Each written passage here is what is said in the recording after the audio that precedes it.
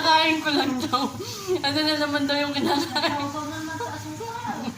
Ay, nako. Kung kakakain ko lang daw, naghanap na naman daw ako ng makakain. Anak ko na yung nasasyan mo. Tingnan mo? Ala na, tinago ko na Rowena na. Naubos na.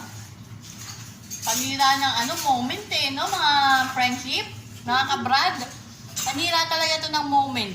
Alam mo yung film na film yung pagsubo ng puto maya mo. Nasawsaw mo sa asukal, sinusubo mo. Tinago mo na, nakita pa niya. Nakita pa niya at nasita na naman ako. Diba? Si DP na